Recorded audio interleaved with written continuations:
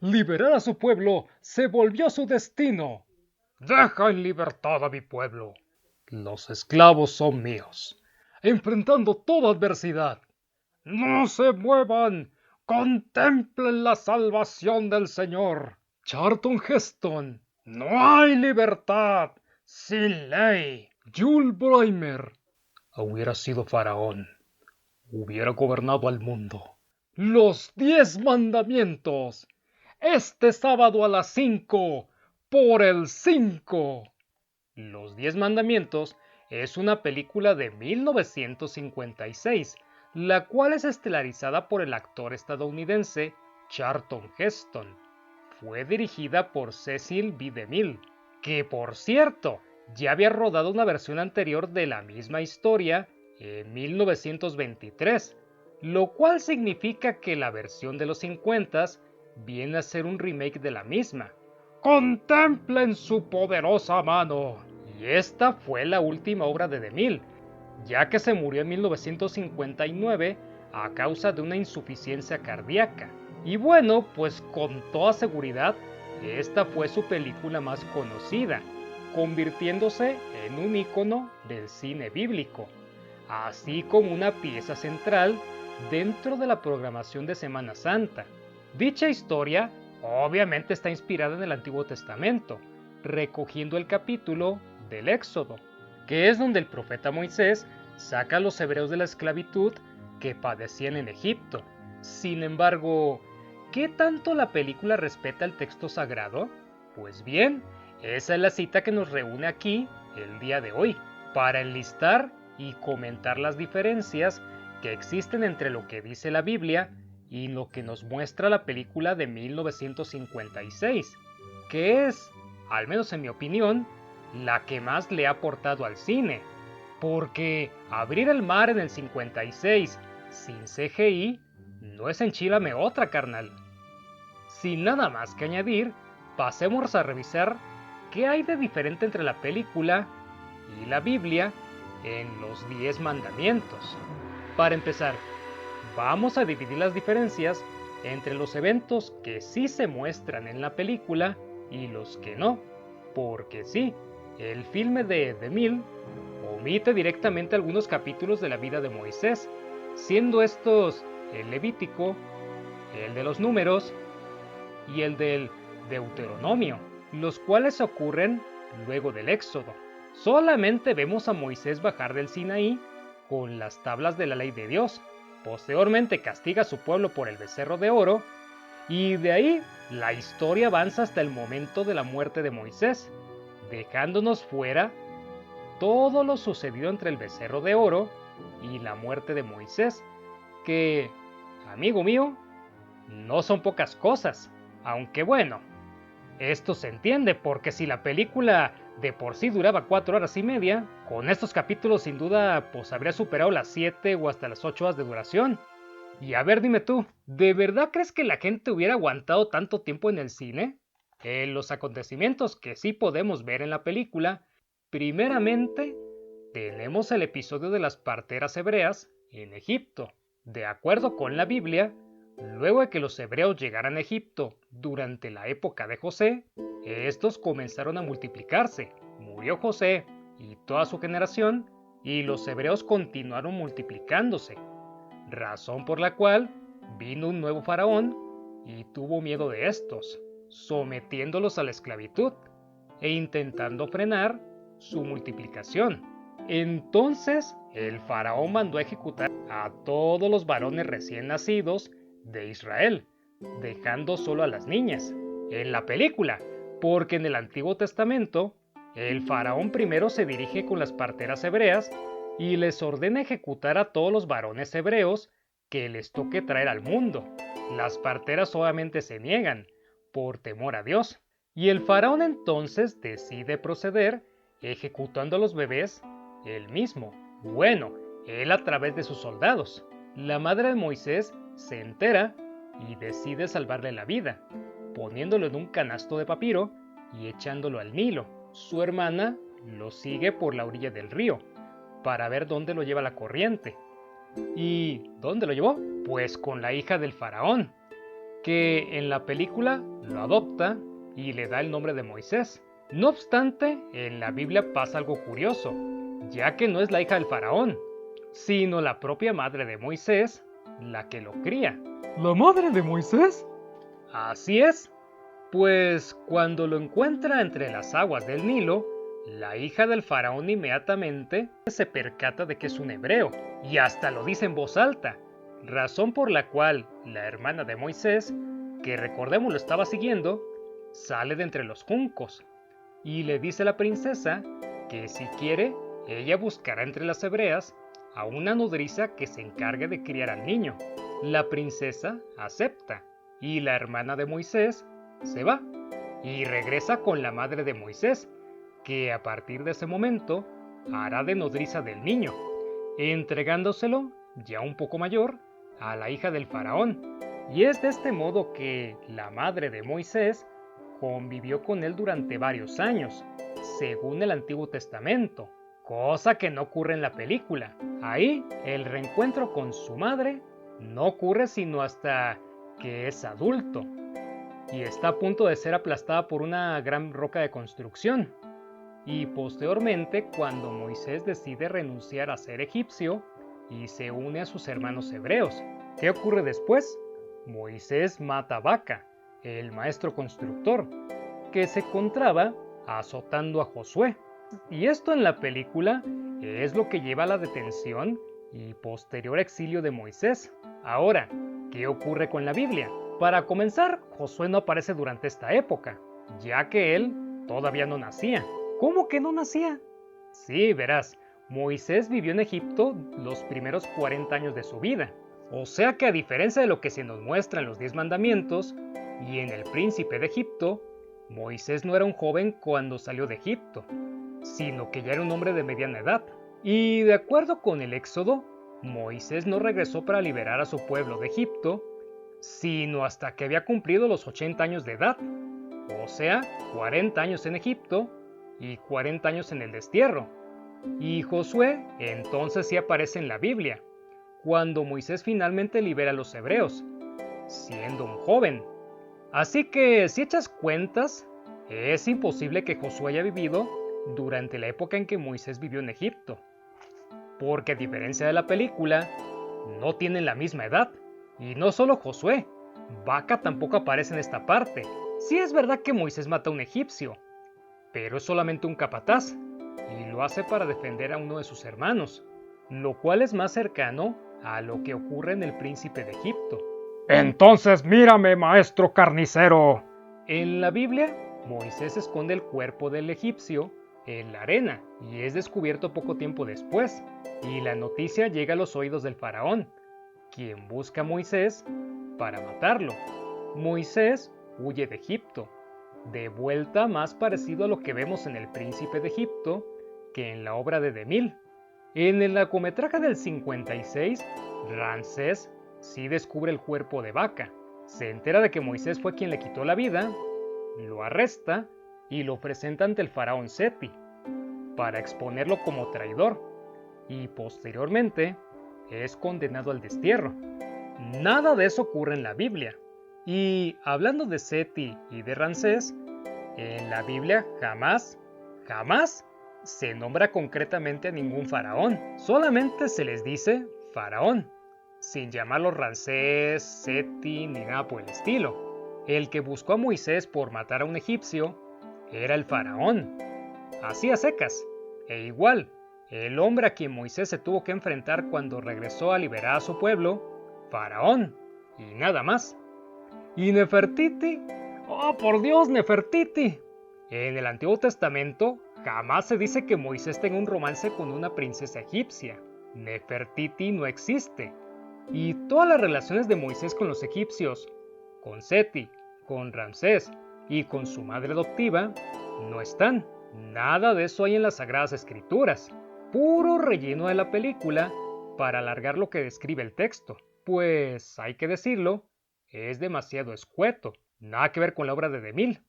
Una vez en Madián, Moisés se sienta junto a un pozo. Llegan las hijas de Jetro, el sacerdote de Madián, y empiezan a sacar agua del pozo. Unos pastores les caen con sus rebaños y las echan. Entonces Moisés sale en su defensa, expulsa a los pastores y acto seguido le da de beber al rebaño de las hijas de Jetro. Más tarde, Moisés es llevado ante Jetro y éste, al conocer lo que hizo por sus hijas, lo invita a comer. Invitación que más tarde se prolongará durante varios años, 40 en el caso de la Biblia, y Jetro le da por esposa a su hija Séfora, con quien posteriormente Moisés se convierte en padre. A ver, la relación entre Moisés y Séfora, como todo lo demás, es demasiado escueta en el libro, y solamente se le comenta en pocas líneas, muy a diferencia de la película del 56, donde sí tienen un poquito más de historia, y ni qué decir del príncipe de Egipto. Pasaron los años y los israelitas continuaron con su esclavitud. Entonces Dios escuchó su sufrimiento y se acordó de su alianza con Abraham, Isaac y Jacob. Y miró Dios a los hijos de Israel y los reconoció. Mientras tanto, Moisés, que cuidaba las ovejas de Jetro, su suegro, las llevó muy lejos en el desierto y llegó al que llamaban el Cerro de Dios. Y ahí se topó con una llama ardiente que estaba en medio de una zarza. El encuentro entre Dios y Moisés, quien es enviado a Egipto como libertador de los hebreos que ahí padecían. Como puedes ver, en la Biblia tampoco aparece el personaje de Josué dentro de este capítulo. Moisés llega solo ante la zarza y recibe el encargo de liberar a su pueblo, con una pequeña diferencia entre el texto y el filme. Señor, yo nunca he tenido facilidad para hablar. Soy torpe de boca y de lengua. ¿Por qué no mandas a otro? A uno que sí sepa hablar bien. Oh, Dios. Y Dios, o Yahvé como lo llamaremos de aquí en adelante, le dijo a Moisés que le asignaría a su hermano Aarón para que hablara por él, pues tenía muy buena oratoria. Y así fue. Aarón se convirtió, por así decirlo, en el intérprete de Moisés ante el faraón. Y otro detalle, como Moisés no creía que la gente fuera a dar crédito a sus palabras, Yahvé transformó el bastón de Moisés en una serpiente. Después le dijo que lo tomara y este volvió a ser un simple bastón. También le pidió que metiera la mano en su propio pecho y sorpresivamente Moisés pudo hacerlo y lo sacó cubierto de lepra. Inmediatamente le pidió que repitiera la acción y al sacarla de nuevo, Moisés encontró que su mano estaba sana de nuevo. Si no te creen, haz estos prodigios y la gente no dudará que posees mi poder. Pero si todavía no te creen, toma el agua del Nilo y derrámala. En cuanto toque el suelo, el agua del río se convertirá en sangre. Y ahí sí, todo el mundo te creerá. En el largometraje de Charlton Heston, Yahvé no le da estas pruebas a Moisés, simplemente le ordena ir a liberar a los hebreos. Que bueno, la zarza ardiente no es algo de todos los días. Sin embargo, en la Biblia existe este plus. Y Moisés regresó a Egipto, se reencontró con Aarón y le contó todas las palabras que... Espérate. No tan rápido, mi chavo. Antes de llegar a Egipto, un ángel de Yahvé se presentó ante Moisés y lo quiso matar. ¿Cómo que matar? Pero pues, si eso jamás aparece en la película. Pero está en la Biblia. Éxodo 4, versículo 24. Cuando Moisés iba de camino, el ángel de Yahvé se le presentó en el lugar donde pasaba la noche, con la intención de quitarle la vida. ¿Por qué? Pues porque Moisés no había circundado a su hijo, y para los hebreos era algo obligatorio de acuerdo con su religión. Entonces, el ángel estaba a punto de acabar con Moisés. Pero en el último segundo, Séfora se despertó, agarró un cuchillo de piedra y le cortó el prepucio a su hijo, tocando posteriormente los pies de Moisés con ese pellejito. Y el ángel aparentemente se dio por satisfecho, ya que dejó en paz a Moisés. Y ahora sí, Una vez en Egipto, Moisés habló con Aarón y con su pueblo. Los convenció de que era el enviado del Señor y partió a entrevistarse con el faraón, que, ojo, no era el mismo que lo perseguía 40 años atrás, obviamente. De hecho, ni siquiera lo conocía, ni había oído hablar de él. De ahí las cosas marchan más o menos igual entre el libro y la película. El faraón les dice que no, y como castigo, puso a los hebreos a que hicieran adobes, pero sin paja y sin disminuir su cuota de adobes. Y respondiendo a las represalias del faraón, Moisés le envió las plagas de Yahvé, el agua convertida en sangre, las ranas, los mosquitos, los tabanos, que son otro tipo de insecto, la peste, las úlceras, el granizo, las langostas, las tinieblas y la 10ª, que forzó finalmente al que el faraón liberara a su pueblo, en la película. Porque en el Antiguo Testamento, el faraón se asusta y los libera no en una, sino en 5 ocasiones, con la de las ranas, la de los tabanos, el granizo, las langostas y la 10ª. En todas estas, el faraón le pide perdón a Moisés y le asegura que dejará ir a los hebreos en cuanto éste retire la plaga. No obstante, cuando Moisés libera a Egipto de la plaga, el faraón de nuevo se echa para atrás y dice: ni madres, tú de aquí no te vas con mis esclavos, y si no te gusta, ahí está la puerta. En la última, como todos sabemos, el faraón también se arrepiente, pero hasta que ya los hebreos habían salido de Egipto. ¿Y qué hace? Los corretea hasta el Mar Rojo, lugar donde pretende exterminarlos. Solamente 3 de las 10 plagas son mostradas en la película.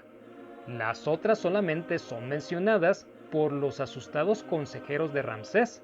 Y pasando a la parte más memorable de la película, Moisés ve que los ejércitos de Ramsés vienen por ellos, pero en lugar de entrar en pánico, exhorta a los suyos a creer. Y entonces abre el Mar Rojo de manera momentánea, lo suficiente para que los hebreos puedan cruzar a través de él. Entretanto, las huestes de Ramsés son detenidas por una columna de fuego, que le da el tiempo suficiente a Moisés para que pueda avanzar con su pueblo. Posteriormente la columna desaparece, y el faraón envía a sus carros a acabar con ellos. Él mañosamente se queda atrás, para que, si algo pasa, los desvividos sean sus hombres, y no él. Entonces Moisés y su pueblo logran cruzar a salvo, y cuando los ejércitos del faraón están por alcanzarlos, el mar vuelve a cerrarse, y los soldados se ahogan, ante lo cual Ramsés hace un gesto como en plan de ¡No puede ser! ¡Maldita sea! ¡No puede ser! Dentro de la Biblia, los hebreos parten de Egipto y son guiados por Moisés, pero también por Yahvé, quien les enseña el camino mediante una nube en forma de columna, la cual avanza durante el día, y por una columna de fuego que los ilumina de noche. Estas mismas manifestaciones se ponen delante de los egipcios y los contienen de manera temporal, como hizo el fuego dentro de la película. Al mismo tiempo, las aguas del Mar Rojo se abren para dejar pasar a los hebreos, pero no durante unas horas, sino toda la noche, de tal modo que no se cierran sino hasta el amanecer. Los egipcios eventualmente pudieron cruzar también. Sin embargo, antes de alcanzar a los hebreos, las aguas los aplastaron, ahogándolos a todos, incluido el faraón, que aquí sí fallece como consecuencia del enfrentamiento con Moisés. Hacia el final de la película, Moisés llega con su pueblo a las faldas del Sinaí, que es donde se encontró antes con Yahvé. Mientras él no está, el pueblo es incitado por Datán y por sus compinches, y se revelan en la pecaminosa secuencia del becerro de oro. Moisés, entre tanto, recibe las tablas de la ley, los 10 mandamientos, y se entera de que su pueblo se ha corrompido. Baja y los reprende, arrojando las tablas contra el becerro. la tierra se abre y se traga a los pecadores, añadiendo en el final que, como castigo, Yahvé los hizo vagar 40 años por el desierto, antes de llegar a la tierra prometida, la cual Moisés tampoco alcanza a pisar, como castigo del Señor. Entonces Moisés le da su manto y su bastón a Josué, y muere, o eso se sugiere antes del final de la película. En la Biblia, por el contrario, ocurren un montón de cosas entre el Mar Rojo y el becerro de oro. Van por el desierto y los hebreos se quejan de que no tienen comida. Yahvé les manda pan y carne para que no anden de quejosos. Los hebreos se quejan porque no tienen agua para beber. Yahvé le pide a Moisés que saque agua de una roca. Se enfrentan a los Amalek y logran derrotarlos. Llegan con Jetro, el suegro de Moisés. Moisés sube al Sinaí y recibe las leyes de Dios. Sin embargo, no nomás sube una vez, sino dos. Y es en la segunda en donde sí le da las tablas de la ley. Y entonces viene el episodio del becerro. 2 veces, pero ¿para qué? En las dos, Moisés recibe las leyes de Dios. Lo que pasa es que en la Biblia, durante la primera, recibe las leyes de palabra, las memoriza y las transcribe en cuanto baja del Sinaí. Estas leyes son adicionales a las que el Yahvé le da a Moisés posteriormente en las tablas, lo cual significa que realmente no son 10, sino como 20 y tantos mandamientos los que Yahvé le da a los hebreos. Y es en esta parte donde sí ya tenemos mencionado a Josué, quien ayuda a Moisés en su camino por el desierto, y se enfrenta a los Amalek. Al mirar el becerro de oro, Moisés tira las tablas y éstas se destruyen, pero no abren la tierra. Moisés se acerca y destruye a golpes el becerro de oro. Posteriormente, los exhorta a elegir entre el camino del bien y el del libertinaje, como en la película. Los levitas, una tribu que es sumamente leal a Moisés, se ponen junto a él para demostrarle que lo han elegido a él y al camino del bien. Entonces, Moisés les ordena a los levitas a acabar con todos los rebeldes para castigarlos, y así lo hacen. Y ese día perecieron unos 3000 hombres del pueblo. Y de ahí hasta la muerte de Moisés pasan todavía más cosas que las que te acabo de contar en este video, ya que se acaba el libro del Éxodo y comienza otro, y luego otro, y luego otro. El Levítico, el de los Números y el Deuteronomio. Y finalmente viene el de Josué, que es donde inicia la misión de este, y termina la de Moisés, quien fallece a los 120 años de edad. Estos libros describen todo lo que los hebreos tuvieron que hacer para organizarse en el culto de Yahvé, y nos exponen todas las dificultades a las que se tuvieron que enfrentar durante los 40 años que anduvieron vagando por el desierto. Su nombre era sinónimo de gloria y de grandeza. Soy Judá Ben-Hur, y vengo a ver al tribuno Mesala. Pero una traición le arrebató lo que más amaba. Diles que soy inocente. Diles que somos inocentes, Mesala. Y solo su fe lo podrá salvar. Miró al cielo y dijo: Padre, perdónales, porque no saben lo que hacen. Este sábado el 5 te trae la película más galardonada por la Academia. Charlton Heston es Ben-Hur, este sábado a las 5, por el 5. Ben-Hur es una película de 1959, la cual es estelarizada por el actor estadounidense Charlton Heston. Fue dirigida por el alemán William Wyler y es considerada como una de las cintas más grandes de toda la historia del cine, debido a su estética, su música y a sus escenas de acción. Fue además la primera película en recibir 11 Óscares, incluyendo Mejor Película. Además de esto es, junto a Los 10 Mandamientos, la película bíblica por excelencia. por lo cual no puede faltar en la programación de Semana Santa. Sin embargo, ¿sabías que está basada en una novela? Sí, como lo escuchas, Ben-Hur está basada en una novela, la cual fue escrita en 1880 por el escritor Lewis Wallace en los Estados Unidos, y rápidamente se convirtió en la obra de ficción más vendida en ese país, sitio en el que se mantuvo durante casi 50 años, y esta fama obviamente motivó a que se le adaptara al cine en 1925, producción que fue bien recibida y que posibilitó la creación de un remake en 1959, que es la versión de la cual les hablaba. Al ser una adaptación, esta posee algunas diferencias con respecto de la obra original, como ocurre actualmente con este tipo de material. No obstante, el mayor cambio de la película es el final, que bueno, no es que sea contrario a la novela, ni nada por el estilo. Al final, Ben-Hur sí consigue reunirse con su madre y con su hermana, como vemos en la cinta.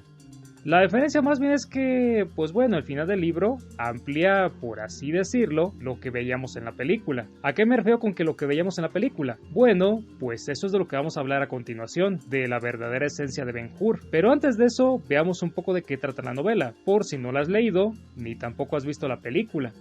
Ben-Hur nos narra la vida del joven príncipe judío Judá Ben-Hur, quien vive en Judea junto con su familia. Un día llegan a Judea un contingente de soldados romanos, entre los cuales se encuentra Mesala, un amigo de la infancia de Judá, quien regresa luego de haber vivido durante 6 años en Roma. Entonces Judá y Mesala se reúnen para celebrar el retorno de este. Sin embargo, Mesala ya no es el mismo de antes, debido a que su vida en Roma lo ha vuelto soberbio. Entonces ambos discuten debido a sus diferencias de opinión y deshacen su amistad. Posteriormente arriba a Judea un nuevo gobernador romano, Valerio Graco, quien es recibido con un pomposo desfile, que por cierto pasa enfrente de la casa de Hur, razón por la cual Judá y su hermana Tirsa se suben a una de las terrazas para poder mirarlo. Desafortunadamente, una teja suelta cae precisamente en el momento en el que Graco pasa frente a la casa de Hur, siendo golpeado por esta en la cabeza. Los soldados inmediatamente ingresan a la casa de Hur, asesinan a los criados y apresan a Judá y a su hermana, así como a su madre. Al mismo tiempo aparece Mesala, y olvidándose de su pelea, Judá le suplica que lo liberen a él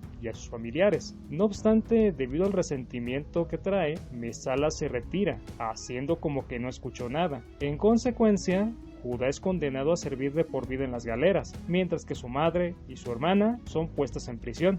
En su camino a las galeras, Judá queda rendido de cansancio debido al sol y a las marchas forzadas. Sin embargo, rápidamente reanimado por un joven de su misma edad, quien le ofrece agua. Ese misterioso joven es Jesús, a quien Judá volverá a encontrarse más adelante. Así transcurren 3 años, en los cuales Judá solamente se mantiene vivo debido a la esperanza de algún día poderse vengar de Mesala. Entonces la galera en la cual se encuentra Judá es comisionada junto con otras para eliminar a una flota de piratas griegos, los cuales han venido entorpeciendo el comercio romano. La misión corre a cargo del cónsul Quinto Arios, que en su revisión de las galeras se topa con Judá, en el cual demuestra tener cierto interés, al menos el suficiente para preguntarle su historia. Posteriormente la flota romana se encuentra con los piratas y los encara. En el combate es unida a la nave en la cual sirve Judá, pero este logra escapar debido a que previamente Arios ordenó dejarlo sin cadena, lo cual le permite escapar. Ya sobre las aguas, Judá se encuentra con Arios, al cual rescata y mantiene con vida hasta la llegada de otro barco romano. Después de esto, Arios consigue derrotar a la flota pirata y regresa a Roma, llevándose a Judá para adoptarlo como su hijo y convertirlo en su heredero. Al año de este evento, Arios muere y Judá comienza a hacerse cargo de los asuntos de este. Uno de estos lo llevará a Antioquía,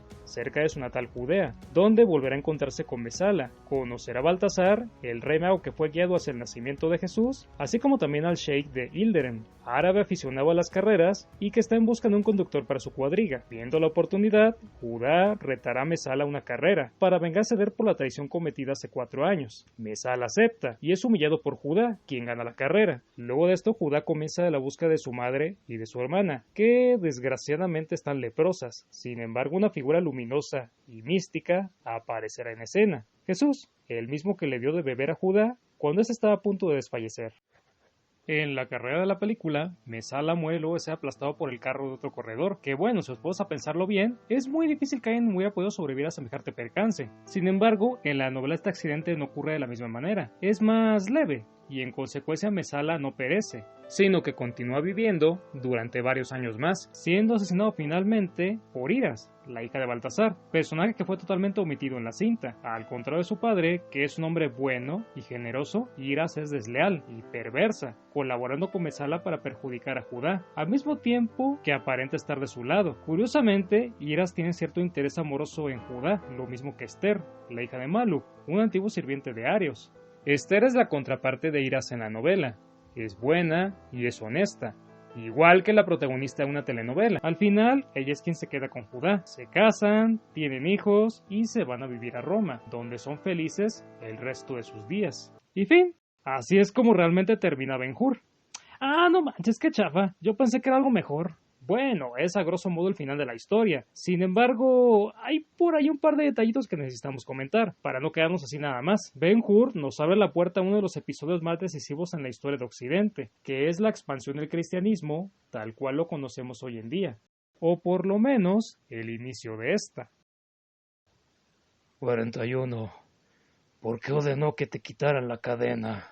No lo sé. También en otra ocasión, un hombre me ayudó. Y nunca supe el por qué. Te dije que al final de la novela amplía lo que vemos en la película. Pero, ¿qué exactamente lo que vemos en la película? ¿La venganza de Judá sobre Mesala? Bueno, sí, en la mayor parte. Pero me refiero a lo que no tiene tantos minutos en pantalla, salvo por el inicio y el final del filme. Ben-Hur es una novela histórica, debido a que está ambientada en la época del emperador romano Tiberio. Sin embargo, a diferencia de Gladiador y de Espartaco, esta no se centra tanto en los romanos, sino en otro elemento que también comenzó a desarrollarse durante esa época. Pero en la película esto no es tan bien abordado como en la novela. Solo se nos ofrecen pinceladas de lo que fue la crucifixión y muerte de Jesucristo. Sí, Judá se lo encuentra de camino a las galeras, pero no está predicando la palabra de Dios, no de forma verbal al menos. La historia de Judá y el cristianismo tardan en encontrarse dentro de la película, únicamente hasta el final cuando los personajes interactúan con Jesús. Y de hecho, Judá no reconoce que fue el hombre que lo ayudó, sino hasta que lo ve dirigirse hacia la crucifixión. La única relación entre Jesús y Judá es la curación de la madre y de la hermana de este. No obstante, en la novela Judá se reencuentra mucho más temprano con Jesús, antes de que éste cure a su madre y a su hermana, y antes de que ocurra todo el tema de la crucifixión, teniendo como resultado que Judá establezca un vínculo más fuerte con Jesús.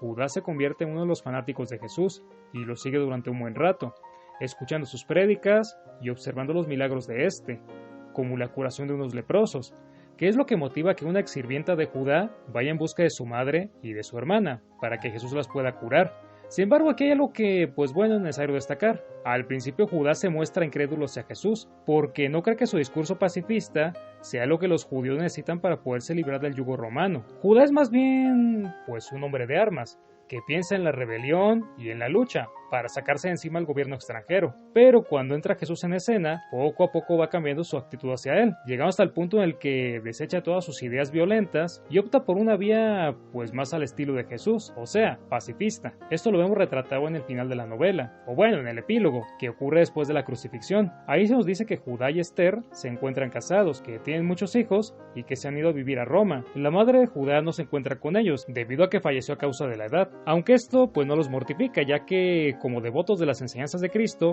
creen en la vida después de la muerte. En todos los cristianos de Roma comienzan a ser perseguidos por el emperador Nerón, quien se ensaña violentamente contra estos. Judá y Esther, viendo el martirio por el cual atraviesan sus compañeros, deciden ayudarlos, y para ello mandan construir una iglesia en las catacumbas de Roma, para que ahí puedan adorar a Dios, sin tener miedo de las represalias. Y esto no es algo que se inventó en la novela. En verdad los cristianos tuvieron que irse a adorar a Dios en las catacumbas, porque su religión estaba proscrita. Sí, eventualmente esto cambió, y hasta los romanos comenzaron a abrazar a la religión cristiana, pero mientras tanto fueron objeto de innumerables atrocidades y abusos. Ahora, regresando con Ben-Hur, la novela retrata perfectamente el camino que tuvieron que atravesar los cristianos, desde la aparición de Jesús hasta los tiempos de Nerón, cosa que no hace tan bien la película, por, cuestiones de tiempo y de presupuesto.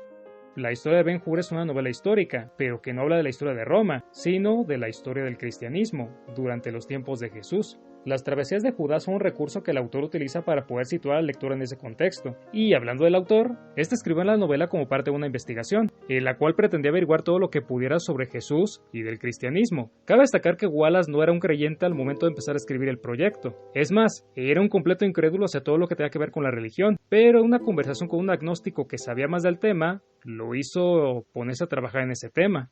¿Cómo que ese tipo va a saber más que yo? No, hombre, ahorita le voy a demostrar, faltaba más. Y a medida que investigaba y escribía, Wallace iba convenciendo de la existencia de Cristo, y al final terminó por volverse un creyente. De modo que podemos comparar la conversión de Judá, que a un inicio estaba incrédulo hacia Jesús, con la de Wallace. Y curiosamente algo similar ocurrió con el público. Ben-Hur acercó a la religión a gente que, como Wallace, no estaba muy inmiscuida en esta. Sí, una novela que fue escrita por un no creyente, irónicamente terminó por volverse una efectiva propaganda religiosa. Pero más allá del tema de la fe, Ben-Hur es una novela histórica muy interesante, sustentada en una rigurosa investigación, que retrata los lugares, costumbres, paisajes y demás elementos de la cultura romana y judía de aquel entonces. Y bueno, si se me permite decirlo, vuelve más humana la religión, alejándola del misticismo y mostrándonosla a través de los ojos de un escéptico, que poco a poco va adoptándola como una filosofía de vida. Si te gusta mi trabajo, por favor, suscríbete, activa las notificaciones y comparte el video con tus amigos. Eso es algo que me ayudaría bastante.